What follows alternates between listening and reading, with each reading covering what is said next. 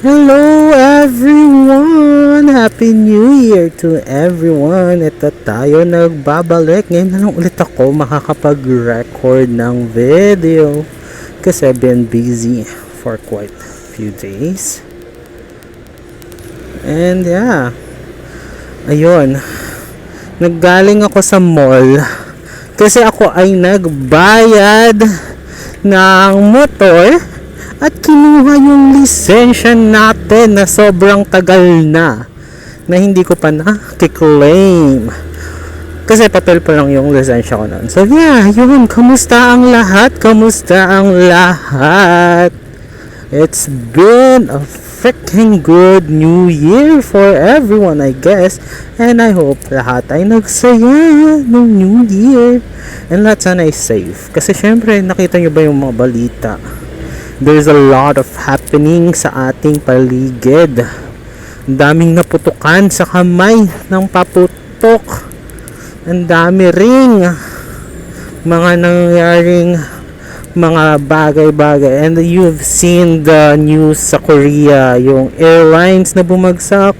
And yeah, only 2 people survived that crash. And so sad na nangyari yon bago ang bagong taon. So I hope everyone is safe and healthy.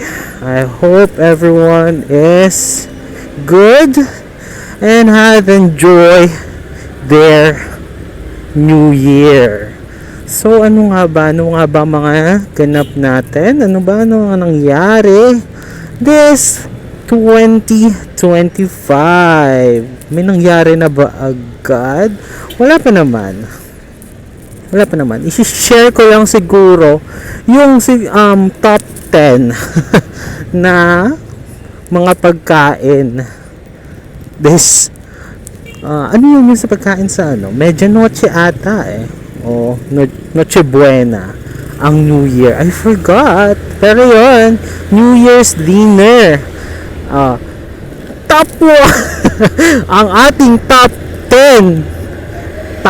10, sure ako dyan, lahat ay may spaghetti. Imposibleng mawala. Oh my god, it shaked. Imposibleng mawala ang spaghetti sa menu ng New Year. Kung hindi man yan spaghetti, for top 9, it's pancit. It's for pampahaba ng buhay. And pupunta tayo sa mga Pilipinong pagkain. Top 8. Sure ako dyan, meron yan. May mga nagluto ng kaldereta. Oh, diba? Hindi mawawala yan. Madalas yung meron, yung kaldereta na yan. Every time na sa New Year, may mga nakikita akong ganyan. Mga kaldereta, mechado. Yung mga pulang pagkain na yan. And sunod, sure ako, top 7 meron yan. Hindi ba kayo maniniwala na ang ating top 7, wait lang guys nasa kaya papaitan. Hindi man siya handa, ito ay pulutan ng mga matatanda na nagiinuman. Yung mga tito nyo at mga tatay nyo, yan ang pulutan. Sure ako meron yan. Kasama yan sa handa. Hindi, imposibleng hindi. Handa siya in a way for pulutan.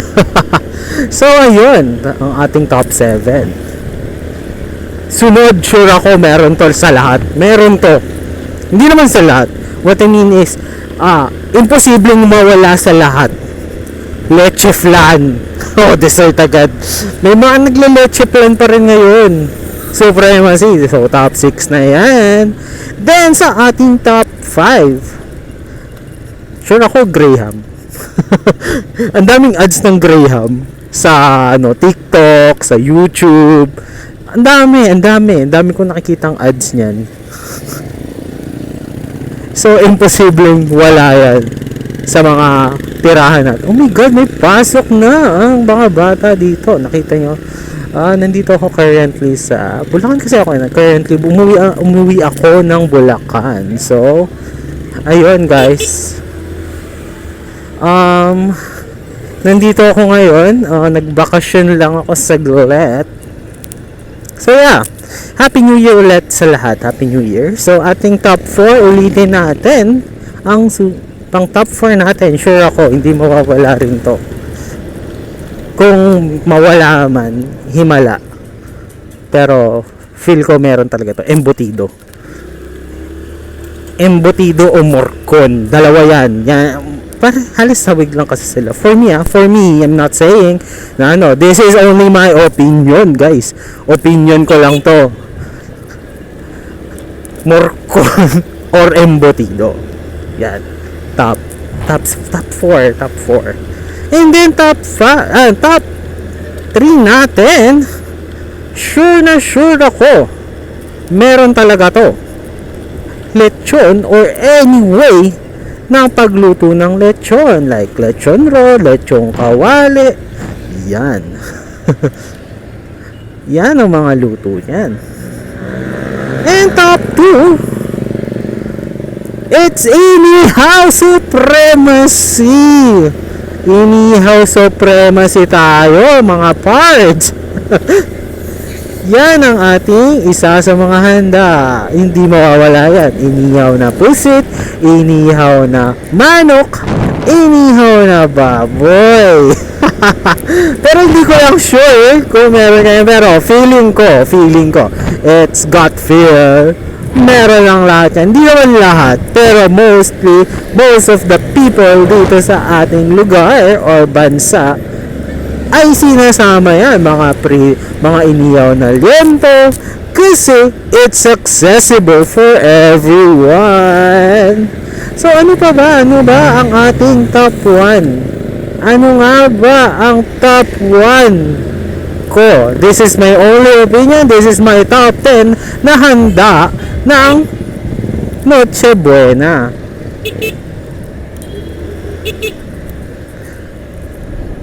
Yun, sorry guys, nag-focus ako kasi sabi ko nga sa inyo, don't do this kind of things while driving. This is all my own na. So yeah, disclaimer lang for everyone, huwag yung gagawin ang gantong gawain. So don't vlog habang nagde-drive and it might cause accidents on the road. So make sure everyone is safe. Ayun lang ang aking disclaimer, huwag yung gagawin to sa inyong pagmamaneho. So yun, ang aking top 1. Nasabi ko na to. Feeling ko nasabi ko na to. Kasi halos hawig lang din siya. It's fried chicken. It's fried chicken. Imposibleng walang naghanda ng fried chicken this New Year. So yun ang aking top 10. Hindi ko na masyadong binigyan ng backstory kasi sobrang short lang talaga netong vlog na to. This is, oh my god, motovlog. Ah, shit! Hindi siya motovlog, guys. Ano lang, oh my god, umaalugang mundo. Ano lang, ito lang yung format ko na makakapag-record ako. Kasi hindi ako sanay mag-record sa loob ng bahay and everything. So, this is my format on my entry for this January of 2025. So ngayon ang aking top 10 list na handa for this New Year's dinner. Ano ba ang mga hinanda nyo this New Year's dinner? Any comment nyo dyan sa comment section natin kung ano yung mga hinanda nyo. And I hope everyone ay nakarelate or meron nga akong ganyang handa this New Year. Palagay na lang dyan sa comment section kung ano ang parehas tayo na hinanda o naisip na ihanda this New Year. And kung meron man kayong ilalagay dyan, ilagay nyo na rin ang gusto nyong isuggest for our next video. And yeah, may emergency, nakita ko yan. Again guys, Happy New Year and enjoy your whole New Year ahead of you. So everyone, sa buong tao o buong mundo o buong Pilipinas na nakikinig o manonood ng video na to, Happy New Year guys, and hope you can enjoy this prosperous New Year. Again, Collins here, signing out. Yun lang guys. Bye bye.